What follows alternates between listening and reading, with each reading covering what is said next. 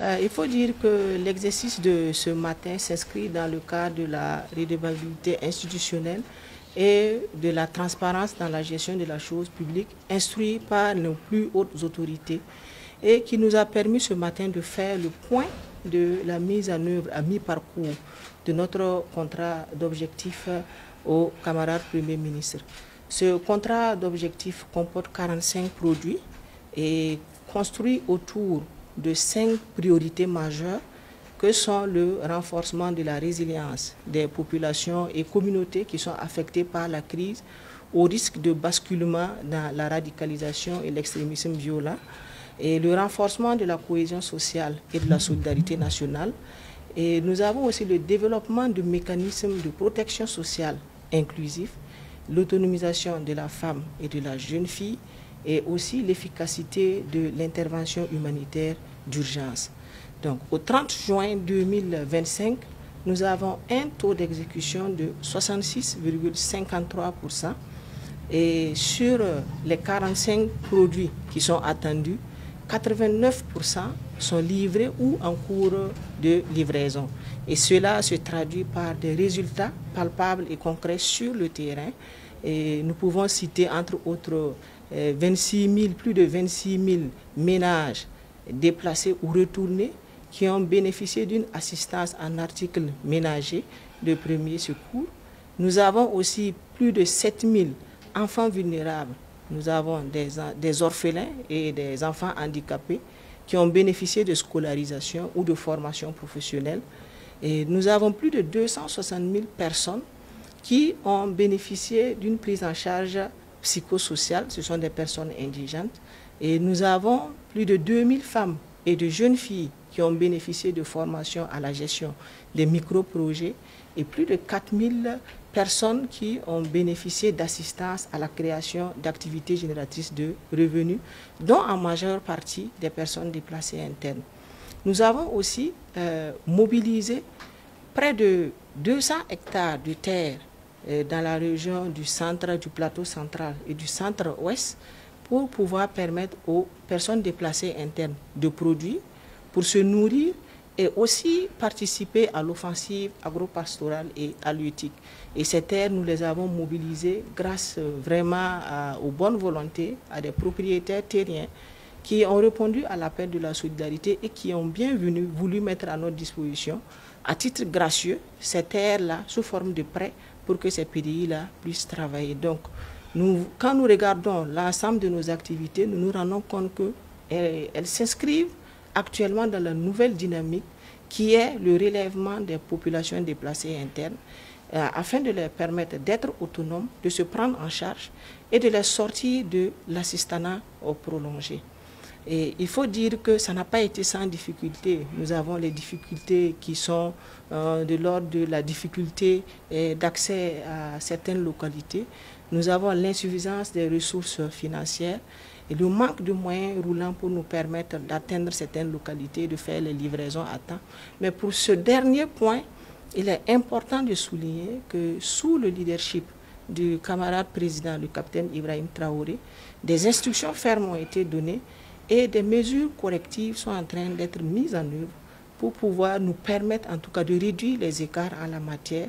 Et je puis vous assurer qu'une véritable révolution est en cours en matière de renforcement de la logistique du Conseil national de secours d'urgence et de réhabilitation, en termes de moyens roulants ou en termes de construction d'infrastructures de stockage sur l'étendue du territoire pour prépositionner les vivres et réduire au maximum les délais d'intervention en fait, sur le terrain en cas d'urgence.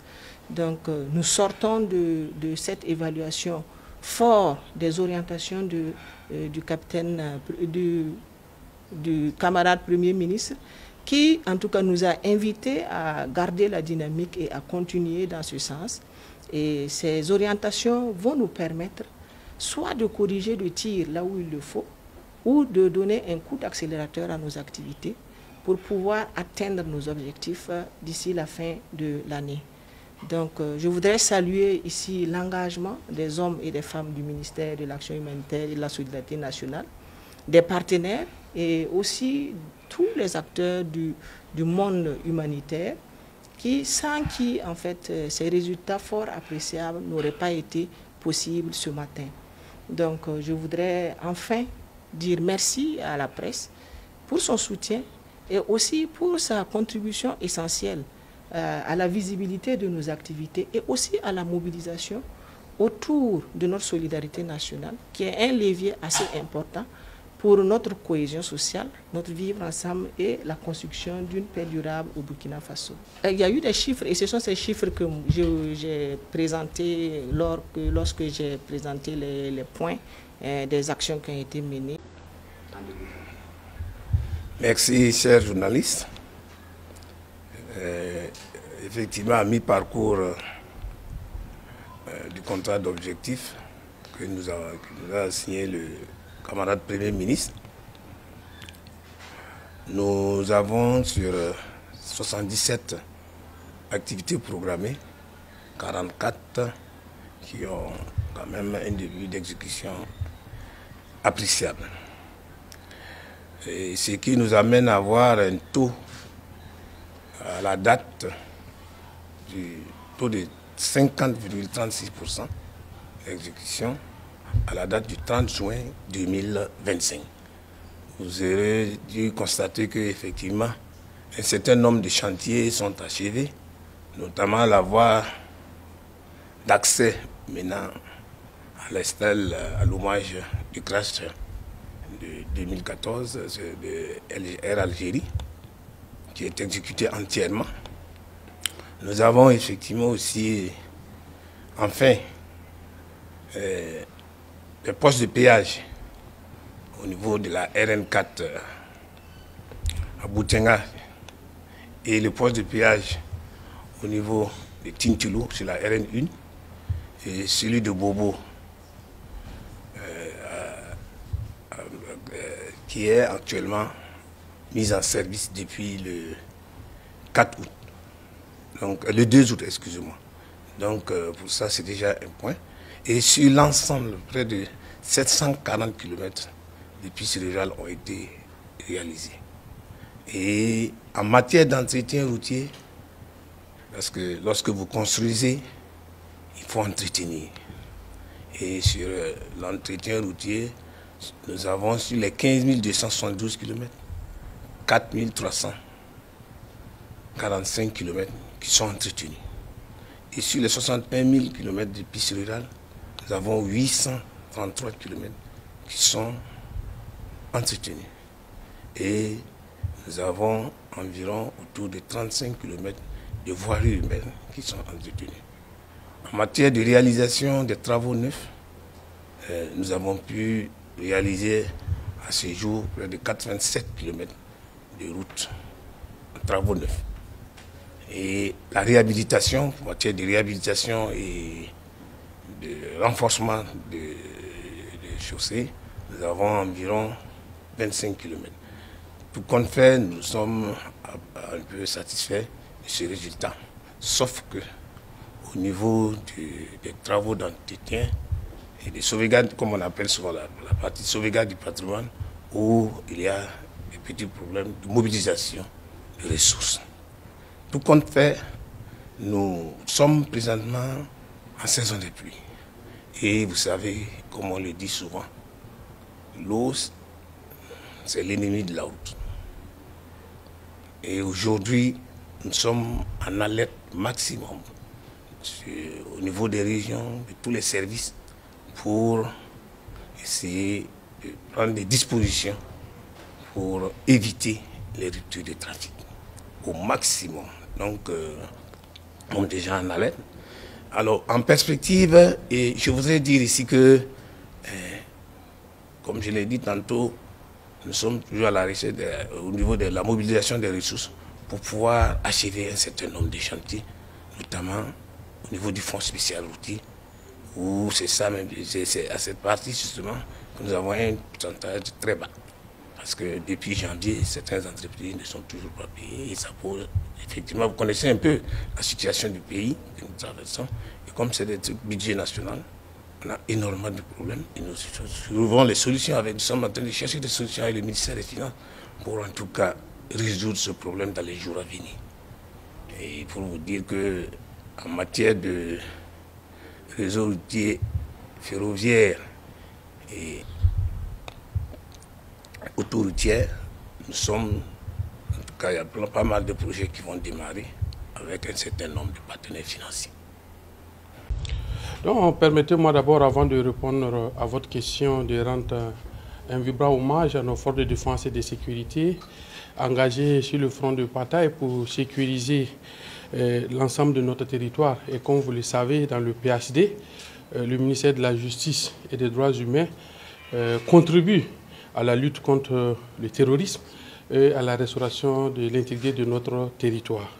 Et de rendre également un vibrant hommage à l'ensemble des travailleurs du département en charge de la justice, des droits humains et des relations avec les institutions, dont les efforts quotidiens et le dévouement ont permis d'avoir les résultats que nous avons présentés ce matin aux camarades Premier ministre.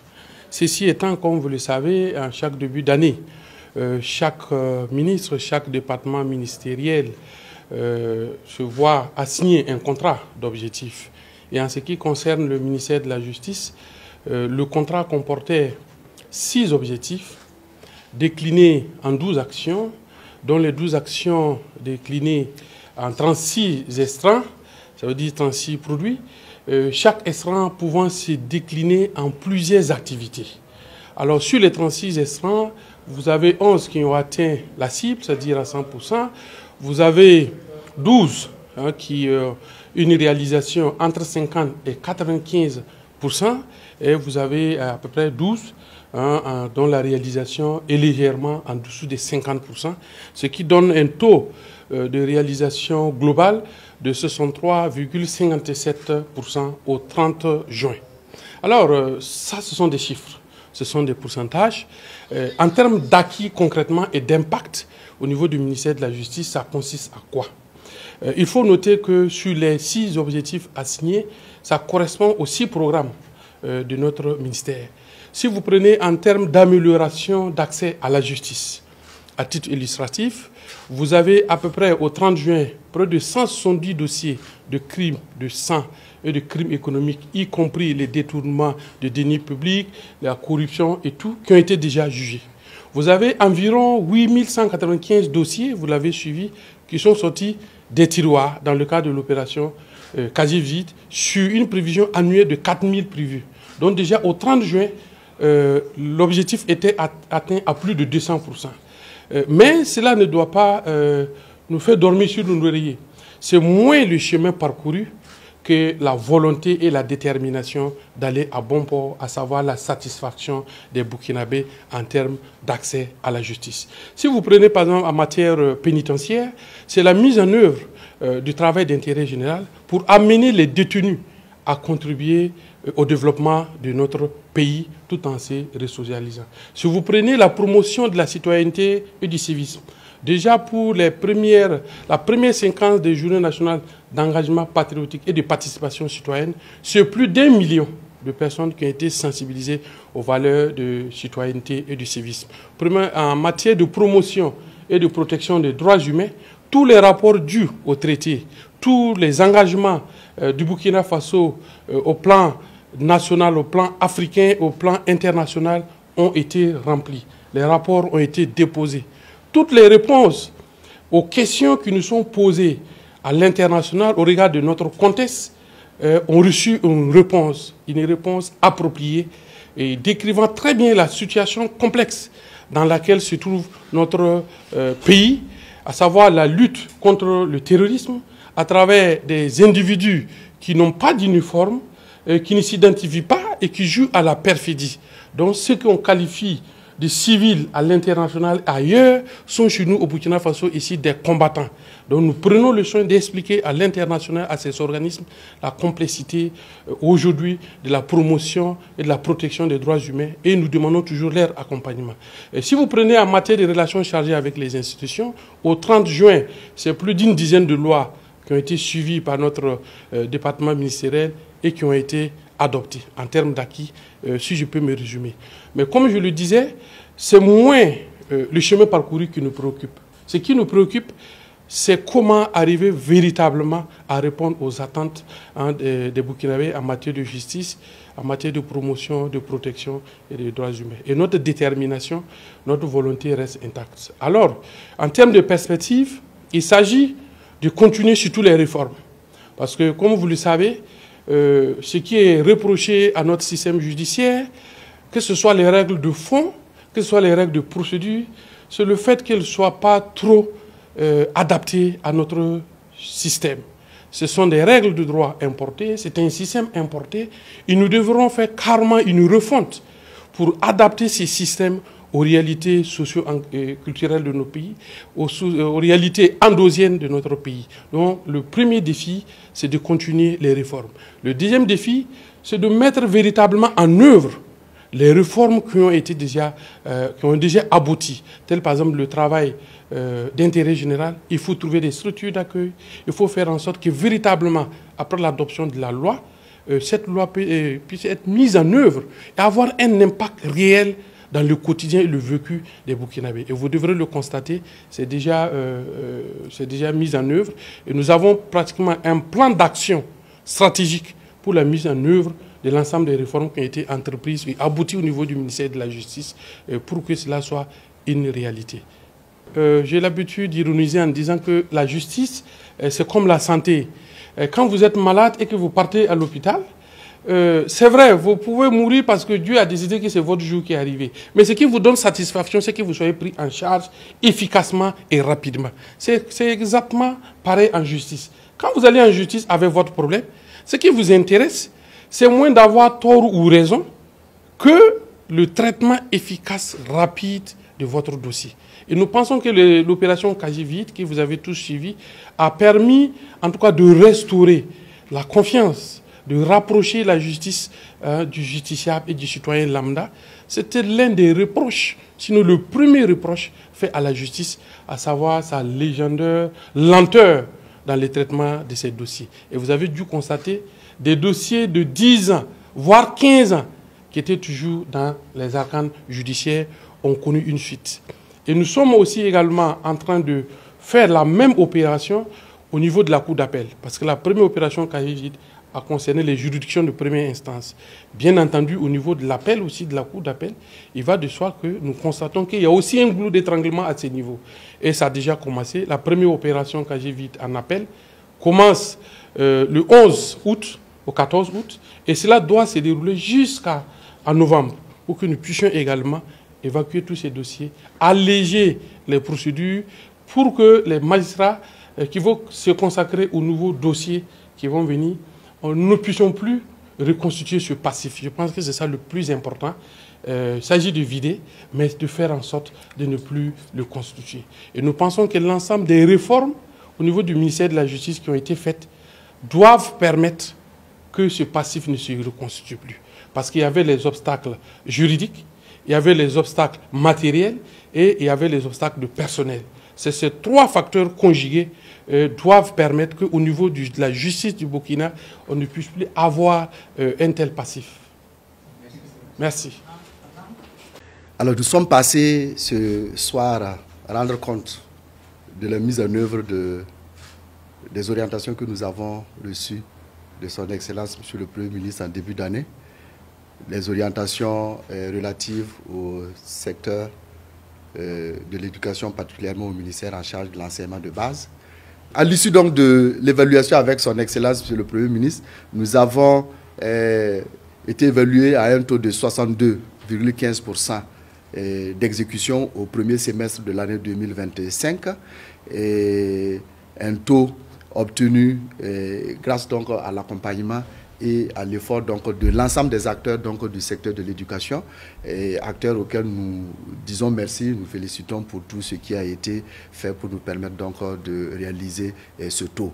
Et c'est un taux important qui a permis aussi en termes donc de résultats scolaires d'avoir un taux au CEP de 89,68% et un taux important pour notre secteur de l'éducation, mais aussi parmi ce taux, nous avons près de 40% des classes de CM2 qui ont réalisé un taux de 100% au CEP.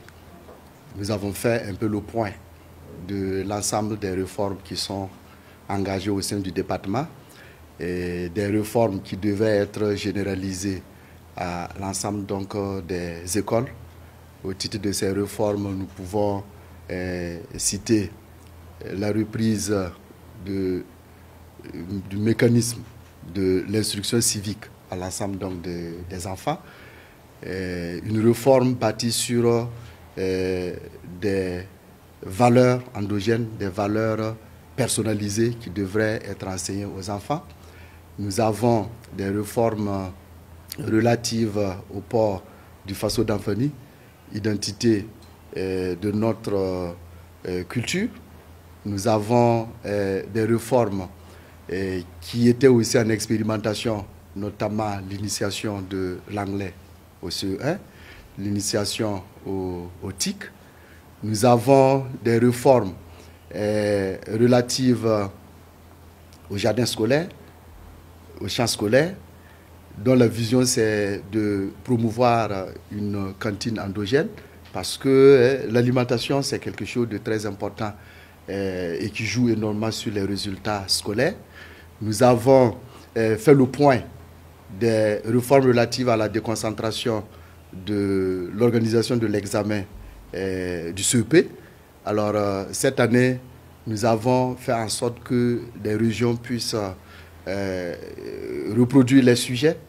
Nous avons évité le calvaire de transport donc, des cantines de Ouaga dans chacune donc, de ces régions. Et ce sont des réformes qui ont conduit à des résultats, prouvant que vous connaissez que nous avons eu aussi en fin d'année. Et avec le taux de succès au CEP de 89,68%, c'est un taux important, c'est un taux extraordinaire et ce sont des réformes qui sont à mettre à l'acquis de l'ensemble des acteurs du secteur de l'éducation. Ce qui me permet de profiter de votre micro pour féliciter l'ensemble des acteurs du secteur de l'éducation. Et quand nous parlons d'acteurs de l'éducation, nous avons les enseignants qui sont en classe. Ce sont des acteurs très très résilients parce qu'aujourd'hui, il y a des zones inaccessibles, des zones extrêmement difficiles où l'examen s'est bien déroulé. Les enseignants ont tenu à évaluer les enfants dans des conditions extrêmement difficiles, mais cela s'est fait. Quand nous parlons d'acteurs, nous voyons les encadreurs, parce qu'au travers donc, de ces réformes, il y a eu des encadreurs qui ont porté ces réformes, il y a eu des encadreurs qui se sont donnés pour que la réforme soit enseignée, la réforme soit expliquée aux enseignants dans les classes. Quand nous parlons d'acteurs, nous voyons les parents d'élèves. Beaucoup de parents d'élèves ont accompagné l'ensemble donc, de ces réformes. Et quand nous parlons d'acteurs aussi, nous avons les partenaires sociaux, les partenaires techniques, les partenaires financiers. C'est l'occasion pour moi de dire merci à l'ensemble donc, de ces acteurs et félicitations pour le travail abattu. Alors, nous avons reçu aussi de son Excellence des instructions pour le reste de l'année, ce qui nous amène donc à nous réorganiser, à serrer les coudes pour la rentrée qui s'annonce très très bientôt. Il y a au cours donc de la rentrée à venir l'opérationnalisation du conseil d'école. Vous vous souviendrez que le conseil des ministres a adopté un décret qui met en place ce conseil d'école, remplaçant donc les APE, les COGES et l'ensemble donc des acteurs. Il s'agit de permettre à la communauté tout entière de prendre en charge la gestion de l'école et prendre en charge l'éducation de nos enfants. Il y a le renforcement et la consolidation de l'ensemble des réformes qui sont menées cette année, mais aussi d'autres réformes qui vont s'ajouter, telles que l'initiation des savoirs endogènes à nos enfants. Il y aura à la rentrée à venir une expérimentation aussi de l'enseignement de nos langues, voilà, et de façon expérimentale dans un certain nombre d'écoles. Ce sont autant d'instructions que nous avons reçues de son Excellence qui devront pouvoir être opérationnalisées la rentrée à venir. L'évaluation du contrat d'objectif du ministère de la Transition digitale, des Postes et des Communications électroniques au 30 juin 2025 se chiffre à 53% contre une cible de 50%. C'est donc un résultat satisfaisant. Et les acquis, justement, qui ont permis d'atteindre ce résultat sont, entre autres, au niveau des infrastructures, la poursuite de la couverture des zones blanches et également l'élaboration des spécifications pour le lancement des marchés de la couverture des 750 nouvelles localités qui ont été identifiées pour être couvertes cette année. C'est également 38 nouveaux bâtiments interconnectés au RESINA et c'est aussi la poursuite de la construction des 2 mini-data centers où il y a des avancées significatives et même si on déplore des retards. On a aussi au niveau du renforcement des capacités opérationnelles de l'administration 214 nouvelles recrues qui ont été formées et qui seront mises à disposition très bientôt au niveau des différents départements ministériels et qui pourront venir contribuer à accélérer la dynamique en cours, notamment au niveau de la dématérialisation des procédures de l'administration. Au niveau justement de cette dématérialisation, au cours du premier semestre, nous avons pu finaliser la feuille de route pour 2025 avec 75 procédures qui ont été identifiées et les acteurs sont déjà à pied d'œuvre pour la mise en œuvre de cette feuille de route.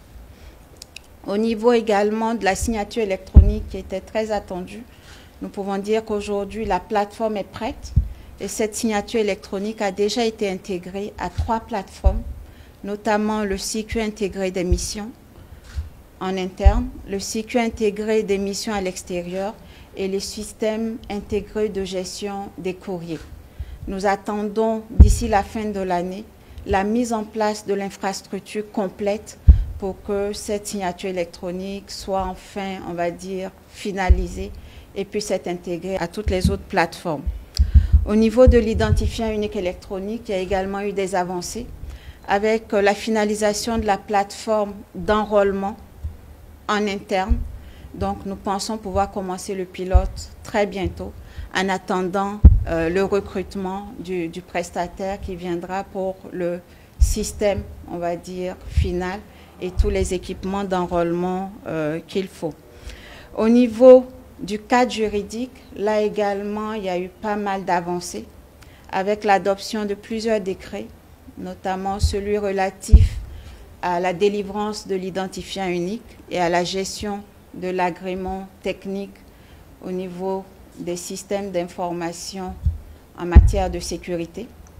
On a l'adoption de l'avant-projet de loi sur les activités postales et la finalisation de 4 avant-projets de loi qu'on va bientôt soumettre au côté Val et en Conseil des ministres. C'est l'avant-projet de loi sur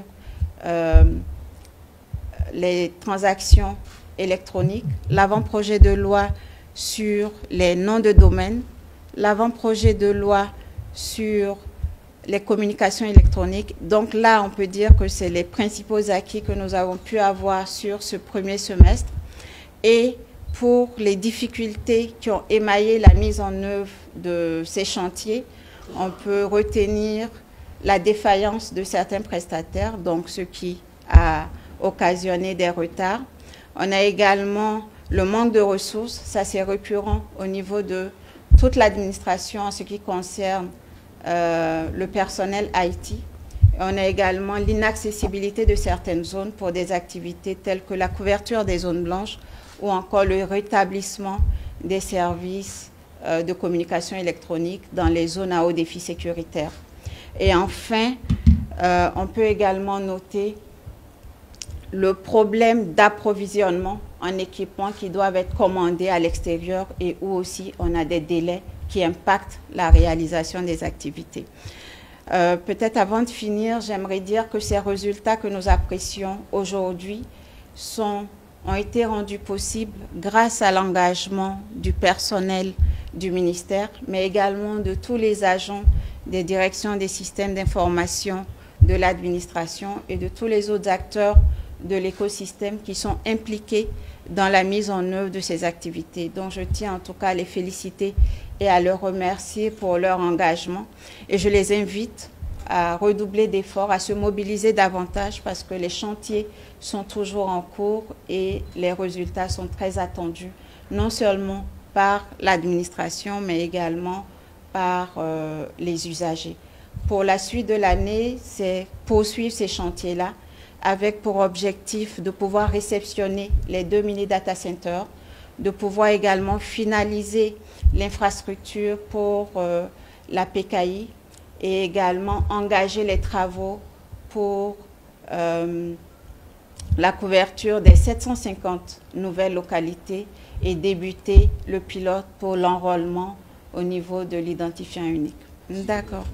OK, donc peut-être je commence déjà par la dernière question, les data centers. Aujourd'hui, nous avons des data centers, mais la capacité est insuffisante pour pouvoir héberger toutes les plateformes, toutes les données de l'administration déjà en local. Donc les 2 mini-data centers qui sont en construction, c'est pour pouvoir augmenter cette capacité d'hébergement et permettre que les données, les plateformes de l'administration publique soient hébergées en local. Ça, c'est le premier objectif et nous espérons pouvoir l'atteindre avant la fin de cette année et pouvoir rapatrier toutes les données, toutes les plateformes qui sont actuellement à l'extérieur. Il y a un autre projet qui est inscrit au niveau du projet d'accélération de la transformation digitale au Burkina Faso, le Pacte digital, qui projette la construction d'un data center national, tiers 3, et celui-là va nous permettre de mettre en œuvre de façon effective la politique sur la localisation des données au plus près des usagers. Donc, ce data center ne sera pas seulement pour l'administration, il sera ouvert au privé. Et justement, les entreprises privées seront obligées, en tout cas, d'héberger les données des Burkinabés ici au Burkina Faso. Donc, ça va participer, contribuer énormément à notre souveraineté numérique en ayant le contrôle sur nos données, en les hébergeant ici même au Burkina Faso. La seconde question concernant la sécurité, c'est une question très importante parce que nous ne pouvons pas prétendre réussir notre transformation digitale si nous avons une faiblesse à ce niveau-là. Donc, nous travaillons en tout cas d'arrache-pied pour que la sécurité des systèmes d'information soit à la hauteur de notre ambition de pouvoir aller vers une administration digitale.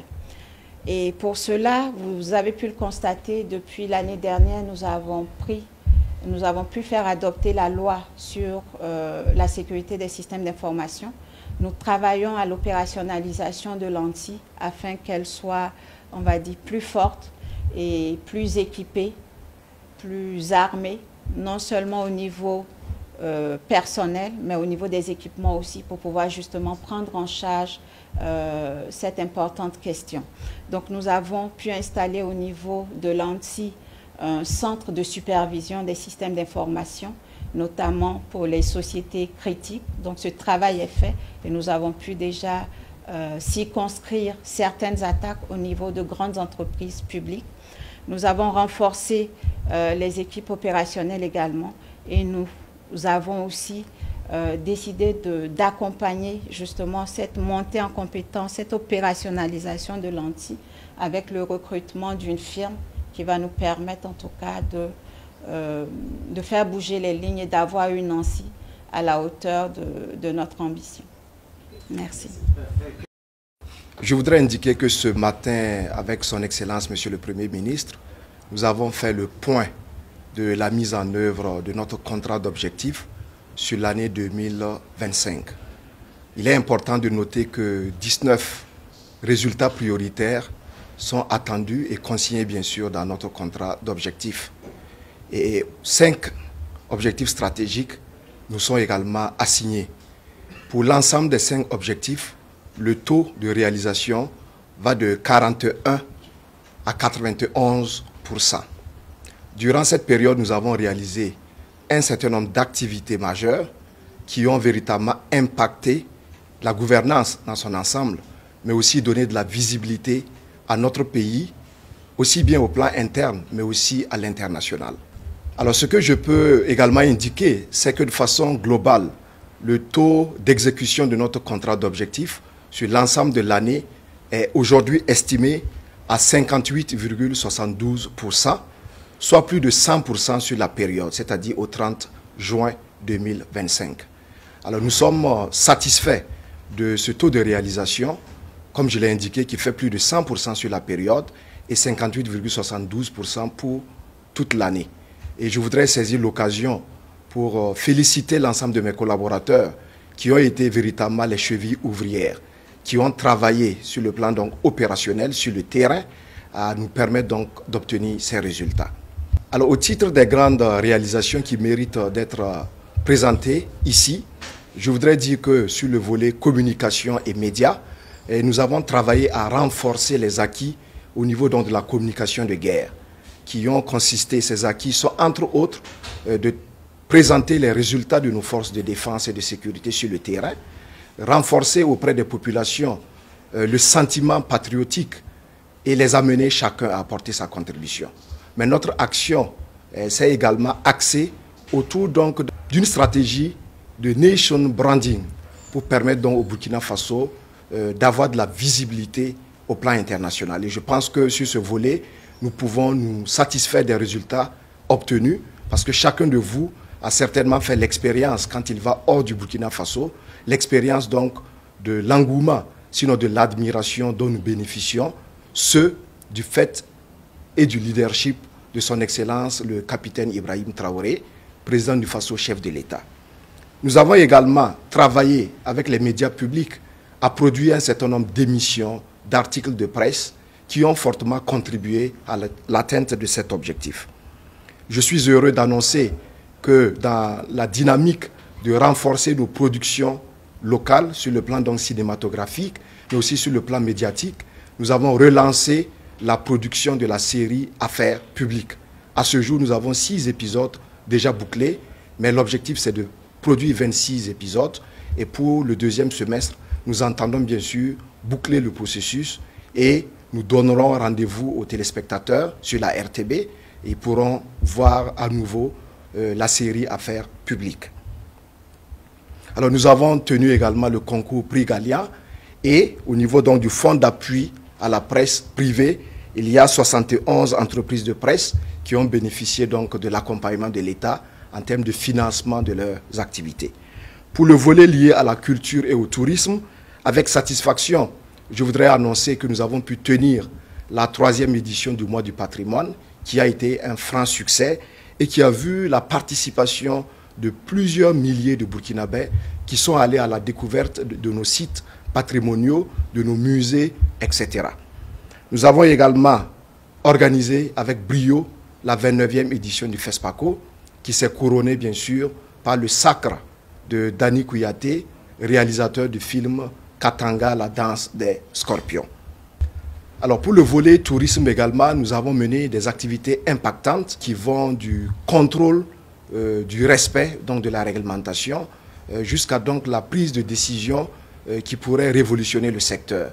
Et aujourd'hui, nous sommes fiers, après avoir lancé la grande saison du tourisme interne, de nous rendre compte qu'il y a un relatif engouement et une fréquentation beaucoup plus importante au niveau donc des établissements hôteliers. Mais nous avons également lancé l'opération donc de fermeture des villas meublées qui sont totalement en déphasage avec la dynamique, mais qui sont beaucoup plus en irrégularité. Et donc nous travaillons aujourd'hui à les identifier et à les fermer, ce qui permettra donc aux établissements régulièrement constitués de pouvoir fonctionner et d'avoir une certaine lisibilité, une certaine viabilité. Alors pour terminer en termes de perspective, je dirais que le second semestre va être beaucoup plus dense pour notre département parce que les attentes sont de plus en plus nombreuses et nous avons des initiatives que nous entendons développer et son Excellence nous a donné également des orientations qui vont nous permettre d'accélérer encore plus la cadence.